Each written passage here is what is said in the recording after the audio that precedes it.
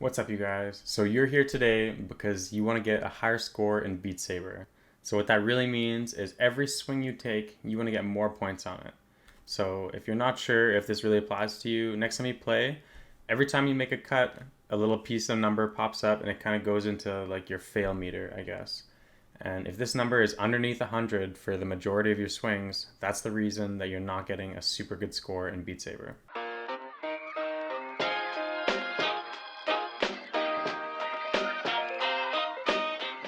So I've got a quick trick for you guys.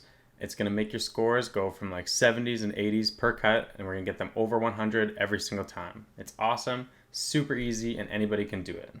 Okay, so basically in Beat Saber, this is our sword where we start, and we're gonna cut the block right here. So the average swing, as we go through, we're gonna cut it, and the very middle of our sword, sort of right here, is the piece that's gonna be making the cut. Right? And then when we finish our follow through, we come up to here. So in Beat Saber, some of your score is from the pre-swing, some of your score is how close to the center of the block you get the cut, and then the last piece of your score is the post swing, okay? So if we're taking our swings and we always use the middle of our sword, so right here we're like right in the middle, if we use the middle of our sword to make the cut through the block, we can see this right here is the distance that gets traveled, like right here. Whoa, that was ugly.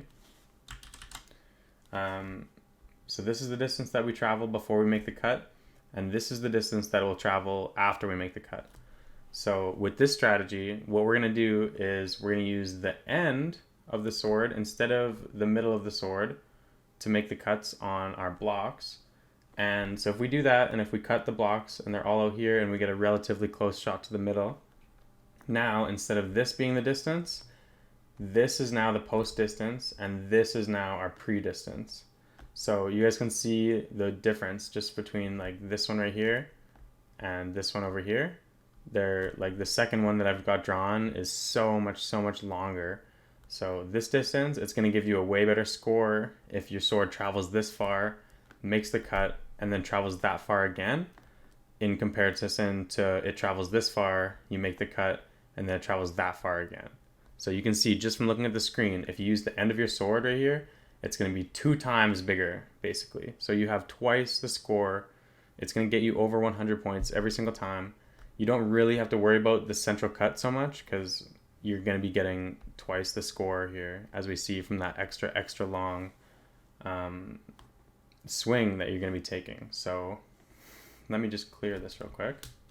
So by using the end of your sword, it's going to travel way further. You're going to get a cut, and then it's still going to travel way further. And if you guys noticed, this is the trajectory here. This is the middle of the cut, right? So we start from here and we go all the way to here.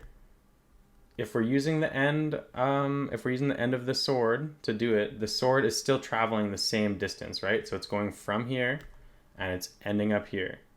Same spot, except for if the block gets cut by this piece of the sword instead of this piece of the sword, the distance that it's traveling at the end of your sword is so much more than the distance that's being traveled during the middle of your sword.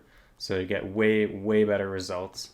And I'm going to show you guys a quick couple clips. I'm going to be doing the first one here. I'm going to be doing cuts with the middle. I'm just going to be playing the game on super average mode. And then the second clip, I'm going to be showing you, I'll be using the tips of the sword.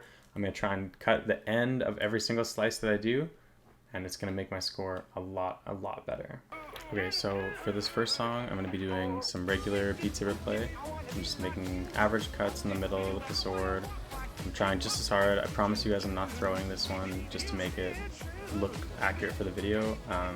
If you look at the bottom of the stage though, you can see the numbers. There's like a white line.